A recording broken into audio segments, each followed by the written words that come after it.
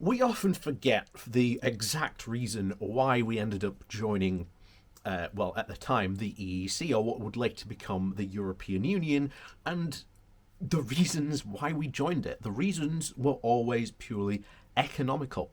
At the time, back in, the 50s and 60s, Britain was in a decline because it had been essentially its ideas and plans where it had this empire and it would use its colonies to extort from those countries. Essentially, back in the day, we could tell Australia, you are doing this, you are giving us this, and that is the end of the story. But of course, sooner or later, these colonies, of course, broke free and decolonisation happened. But there was still an insistence on this following of the imperial preference, the idea that focusing on all these ex-imperial, holdings would somehow be of a benefit to Britain. But of course they weren't, because again, the industries in the UK and the ex-colonies themselves no longer wanted to give such favourable advantages to the UK when there were other countries closer that they could do deals with. And of course, things started to get a bit messy, and of course, businesses in the UK started to look at the rising of the time, the European Common Market, and said, oh my god, that's amazing, we want to be part of that. And it was ultimately the Conservative Party, again of all things, that ended up joining it. So what happened? Why did we end up with a Conservative Party that was wanting to join that to a Conservative Party now? Well, it's partly because of the Conservative Party now, dominated by free market fundamentalists who are obsessed with the idea that there should be absolutely no regulation and the market should be able to run free as much as you like. And you can see that playing out in discussions about the Australian trade deal. The Australian trade deal will essentially destroy British agriculture. What we need, and if the Tories were serious about actually protecting British trade and British jobs, they would institute some sort of level or limits or protectionisms or protection for UK farming and agricultural stuff. That is not going to happen. What we are seeing is Australian farmers who are subsidised, who get incentives to trade, being able to have a massive advantage in our home market, which will destroy UK agriculture and farming. But again, our free market fundamentalists who are in charge do not want to instill the type of protection that would help our farmers, because they are against any type of that regulation or protection. And as I've said before, the two big ideas at the moment in the Tory party are at war. That of global Britain, run by, again, the free market fundamentalists, and of course that of the levelling up campaign, which, again, if you know anything and remember all the stuff that went out about the Northern Powerhouse, then you are seeing exactly that play out again. It ain't gonna happen. So today we're going to look back at, again, why we joined the European Union and why, once again, eventually we will have to rejoin again, because economics, they are a thing. So, before we do jump into that, please do hit that like, share and subscribe button down below. And of course, there is a link to my Patreon page and a one-off donation link called Buy Me a Coffee as well. And thank you to all those people who do help support that channel, who do support the channel that way. Your support is very, very much appreciated. So, this comes from the Yorkshire Bylines, and the title is Johnson has turned Britain into Europe's Oliver Twist. The thin gruel of Johnson's Trade and Cooperation Agreement, or the TCA, has failed to satisfy any of Britain's exporters of goods and services, leaving many distinctly undernourished. In increasing urgent calls from various quarters to reopen talks with the EU, they are in danger of making Britain look like Europe's Oliver Twist. Please, sir, can we have some more? The TCA was never going to be the final word. The political declaration, published alongside it last December, once described as a graveyard of ambition, lists a whole series of unfinished topics on which the UK and the EU will continue talking. But even before we get started on any new areas, the government is still under pressure to reopen matters the EU thought were settled. And it isn't just exporters who are complaining. Importers are adding their voices too, even though the full impact of the barriers imposed by trade deals have yet to be felt for goods coming in from Europe. Across the newly created Irish sea border, companies that are hitherto thought of themselves as simply retailers or wholesalers are feeling the pinch. The EU official controls disrupt the EU's internal supply chains.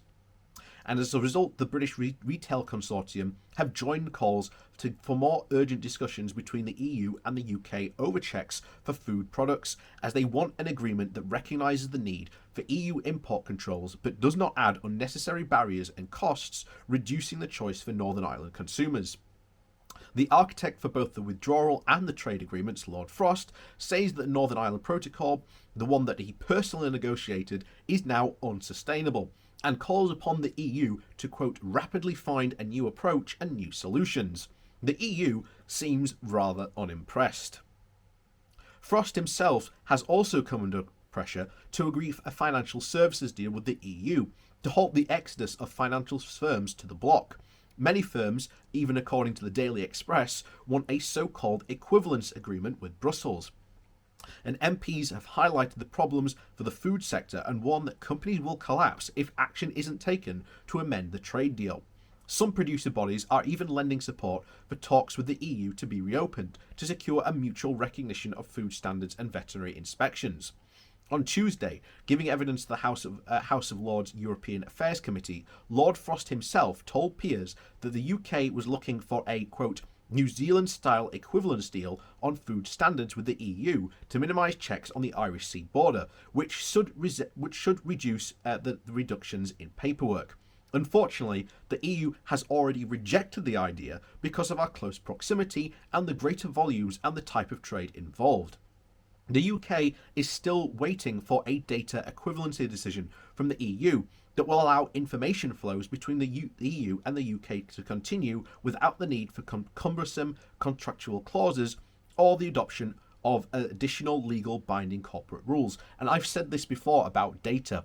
Data is, at the moment, the next stumbling block.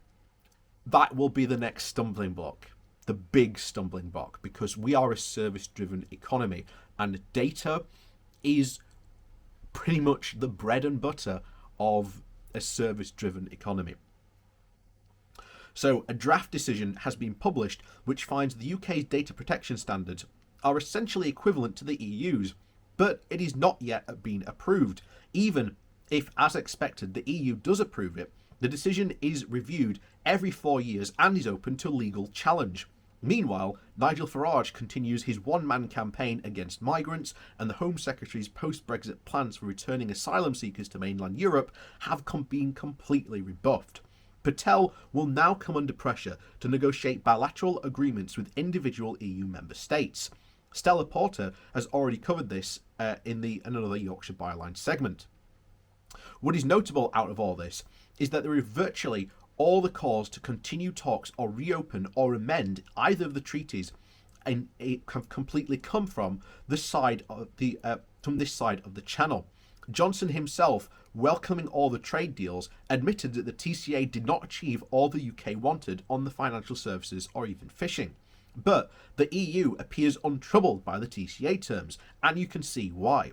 New figures from the EU Statistics Office Eurostat show that imports from Britain were down by more than a third on the first quarter of 2021. And because exports to the UK fell by only 14%, the EU's trade surplus with the UK increased by 35.8 billion.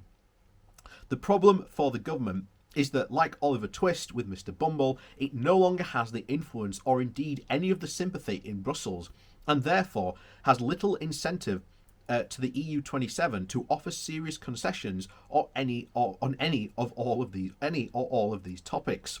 And we can hardly threaten this time to walk away and abandon the trade deal, adding tariffs and quotas to our exports while asking the EU to help for the lift of apparently intolerable burdens that the UK businesses now face. It would be like Oliver Twist threatening a hunger strike. In the 1970s, Britain was known as the sick man of Europe. After Brexit, we are swiftly becoming the irritating orphan with a begging bowl. And this was always going to happen. And as we saw recently, we are heading, for a lot of economists think, for an Italian-style decline, meaning that heavy industries, service sectors are going to massively suffer. Massively suffer. And again, this isn't what people voted for. The Leave campaign promised everything under the sun. They never promised anything like this. And once again, Brexit is shown for what it was. It was an ideologically driven project that had no policies, no ideas of what would happen after essentially being cut loose. And unfortunately, that's essentially what has happened. And as a result, lots of people are going to end up suffering over the next couple of years from job losses, you name it. Like I say, we've already covered the company in Doncaster last week, set to lose about 30% of its revenue, that even they said will completely cripple them. And they are not alone. I guarantee you there are far, far more businesses who are having board meetings seriously considering coming out of this pandemic of what are they going to do when they're looking at losing a large chunk of their exports. So, as always, thanks for watching. Please do remember to hit that like, share and subscribe button. And also down below there are links to my Patreon page and a One Off Donation link as well called Buy Me a Coffee. And as always, thank you for everyone who does support the channel. And as always, we'll see you all next time.